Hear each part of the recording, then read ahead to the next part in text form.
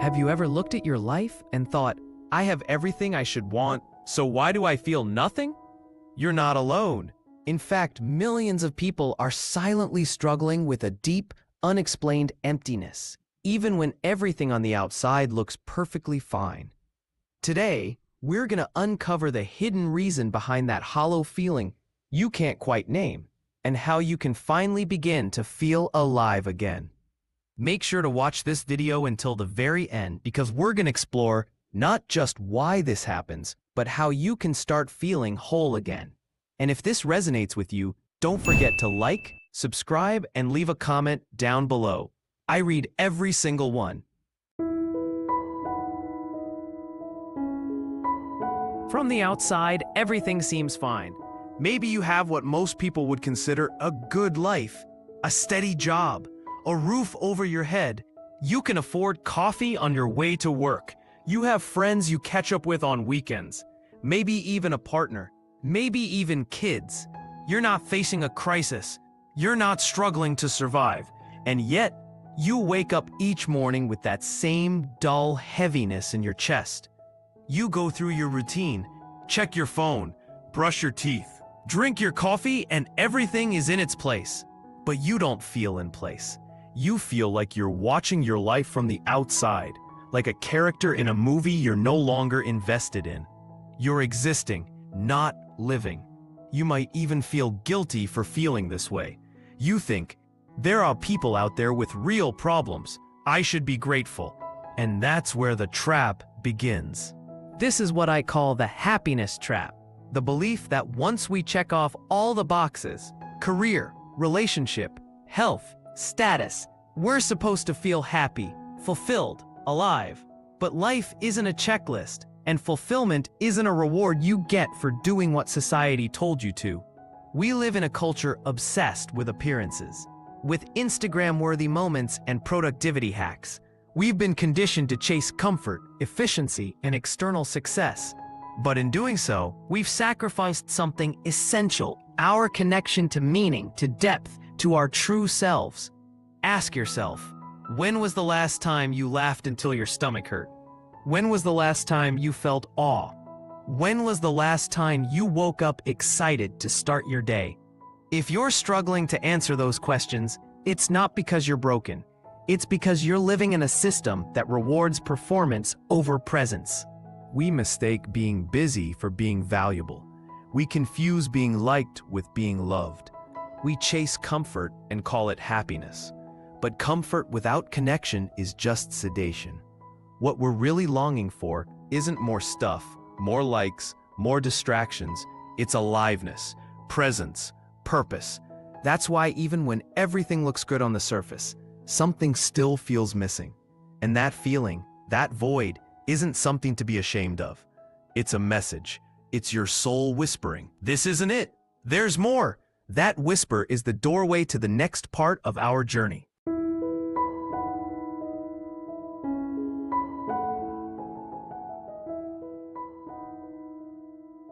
Emptiness is rarely caused by just one thing. It's usually a slow buildup, layer upon layer of unmet needs, ignored truths, and inherited beliefs. And the scariest part, most of it happens beneath the surface. Let's explore some of the most overlooked causes that could be contributing to your inner void. 1. You're chasing someone else's definition of success. From childhood, we're taught what a good life should look like. Stable job, nice house, marriage, kids, vacations, retirement. But what if your soul wants something else? Living by society's checklist can give you a full life on paper and an empty one in practice. Because success without authenticity is just a costume you wear until it suffocates you. You can win the game and still hate the prize. Number 2, you've confused stimulation with satisfaction. Every scroll, swipe, like, and notification offers a momentary high. But it's junk food for the soul. We're overstimulated and undernourished, constantly entertained but rarely enriched. And like any addiction, the more you consume, the less you feel. Eventually, even the things that used to excite you, music, art, relationships, start to feel dull. Because your dopamine system isn't broken, It's burned out. Number 3, you haven't processed your past. Many of us carry emotional debts that were never paid.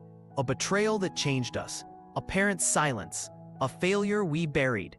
We tell ourselves it's in the past, but emotions don't obey the clock. What isn't expressed doesn't disappear. It transforms into anxiety, into detachment, into numbness. And sometimes, that quiet hollowness you feel isn't from the present. It's the echo of something you were never allowed to grieve. 4. You've built walls instead of bridges.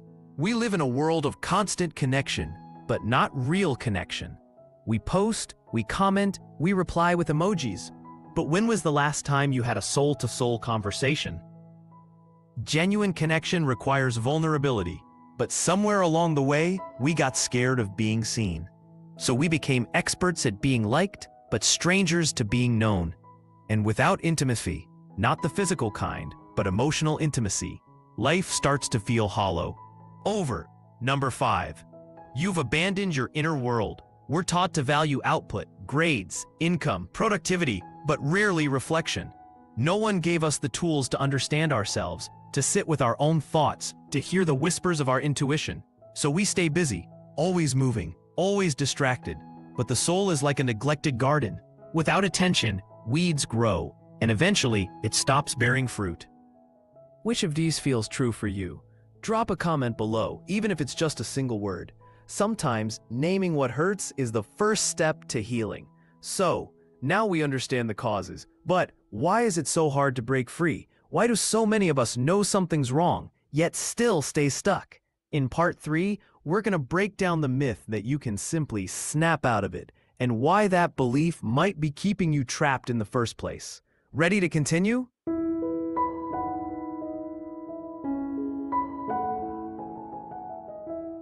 We live in a culture obsessed with fixing things fast. If something's broken, patch it. If you're sad, distract yourself. If you're lost, keep moving. And so when that quiet emptiness creeps in, what do? We try to outwork it, out-hustle it, outsmart. You tell yourself, maybe I just need to be more productive. I should start waking up at 5 a.m. and hitting the gym. Let me read another self-help book or watch a motivational video. It works. For a moment, you feel a spark of hope. You write down goals, revamp your schedule, clean your room. And for a day or two, it almost feels like you're back on track. But then it returns, that weight, that numbness, that quiet voice asking, what's the point? Here's the truth. You can't heal your soul with hacks. You can't silence emptiness with noise. You can't optimize your way out of feeling disconnected. Because this isn't a productivity issue, it's a spiritual one. Let's be real for a second.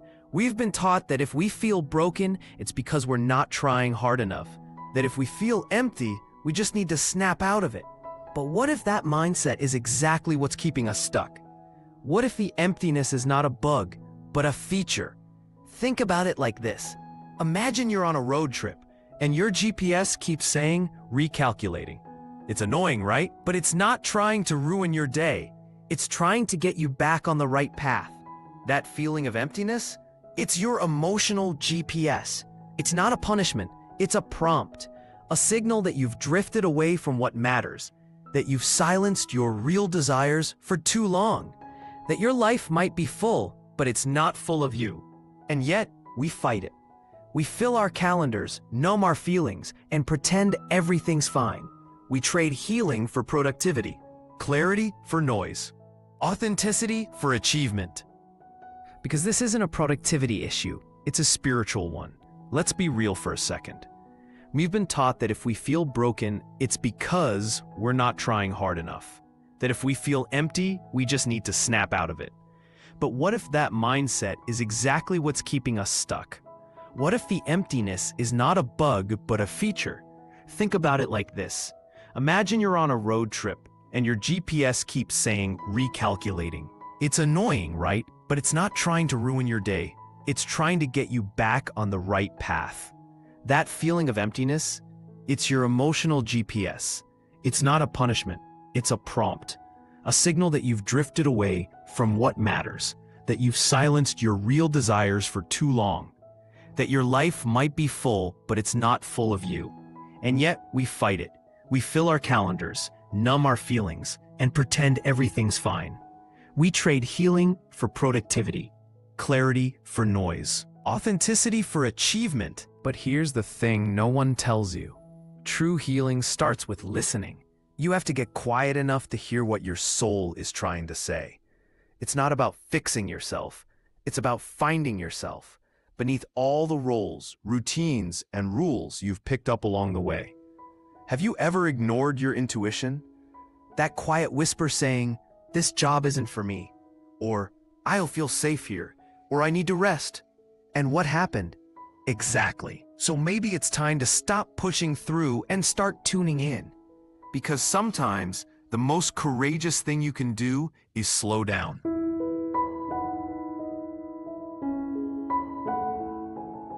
So you've sat with the emptiness. You've begun to understand what might be causing it.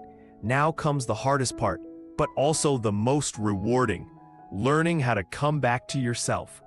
This isn't a quick fix. There's no one-size-fits-all routine that'll magically make you feel whole overnight.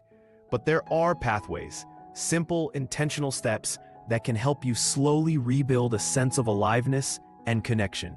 Let's walk through them together. 1. Practice inner stillness, even if it's uncomfortable. In a world addicted to noise and speed, stillness is a rebellion and a medicine. Take just 10 minutes a day to sit in silence. No phone, no music, just you and your breath. You don't need to meditate perfectly. You don't need to stop your thoughts. You just need to notice them. Watch them rise and fall like waves. Let them pass. At first, it may feel unbearable. Your mind will itch for distraction. That's okay. Keep sitting.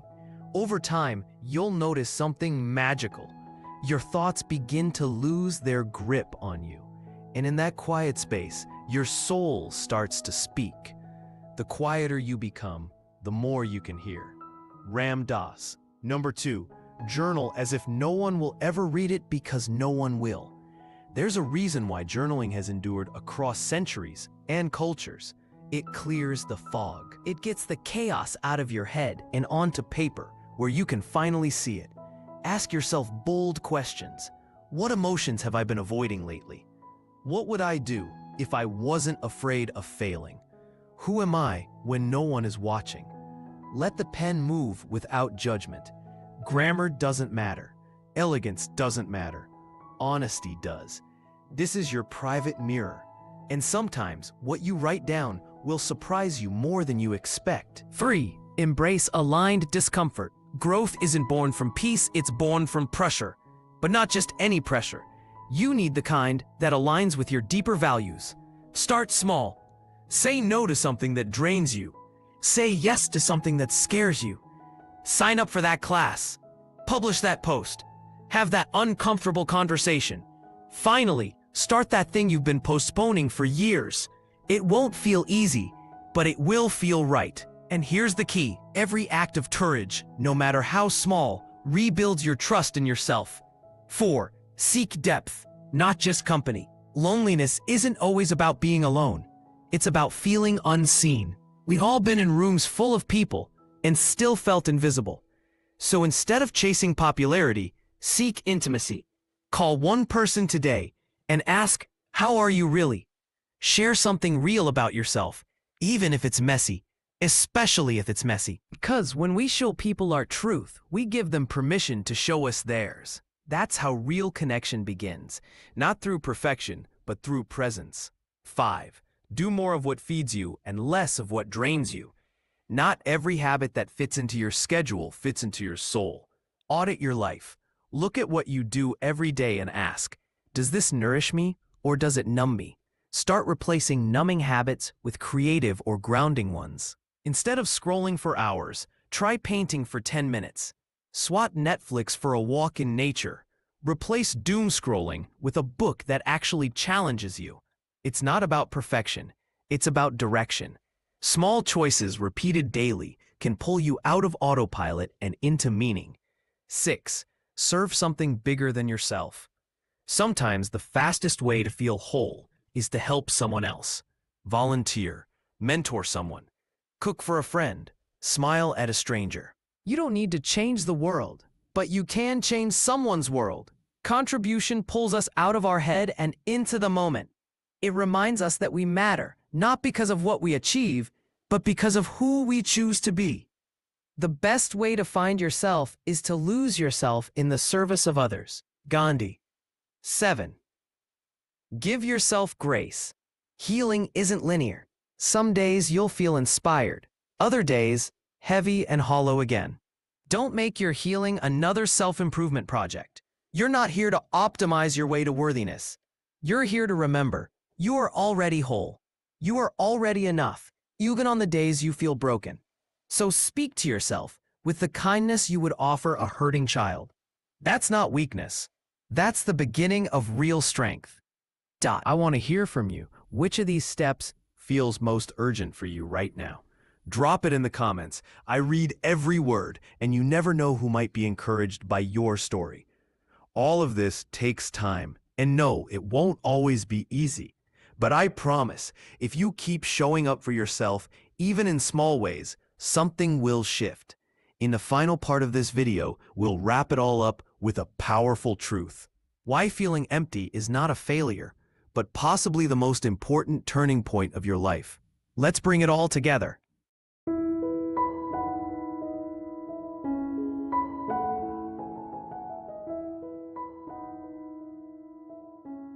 You've made it this far in the video. That alone says something profound. You're not running from this feeling anymore. You're facing it with courage, with honesty, and with hope. So let's say this together, louder this time. I am not broken, I am awakening. That hollow feeling inside of you, it's not a defect, it's not weakness. It's a signal, a sacred whisper from the soul that says there is something more for you, something deeper, something truer. We live in a world that tells us to avoid discomfort at all costs, to scroll it away, shop it away, work it away. But what if the discomfort is actually your invitation to slow down, to listen inward, to stop pretending, and finally begin living? Because here's the truth no one tells you. Emptiness isn't the opposite of meaning. It's the beginning of it. It's the space where you start again. Here's what I want you to remember going forward. You are not your productivity. You don't need to earn your worth through your output. Your value exists even in stillness, especially in stillness. You are allowed to change your mind about your career, your relationships, your dreams. Who you were isn't who you have to stay. You are worthy of a life that feels good on the inside, even if it doesn't always look impressive on the outside. Because when you feel whole again, life doesn't have to be perfect to feel beautiful. Even small moments, a quiet morning, a deep conversation, a walk without your phone, begin to feel like home. So, what now? Now you take the next right step. Not the perfect one, not the final one, just the next one. Maybe today, that step is journaling honestly. Maybe it's reaching out to someone you trust. Maybe it's choosing presence over performance.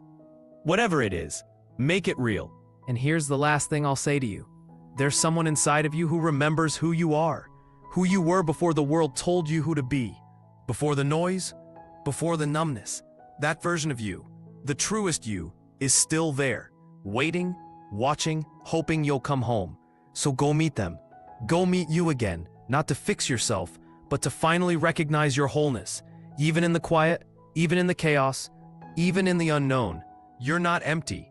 You're ready. If this message touched your heart, give this video a like so others can find it.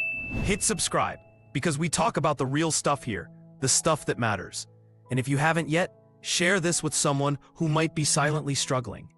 Tell me in the comments, what part of this video hit you the hardest? Your voice could help someone else feel less alone. Until next time, stay grounded, stay honest, and above all, stay you.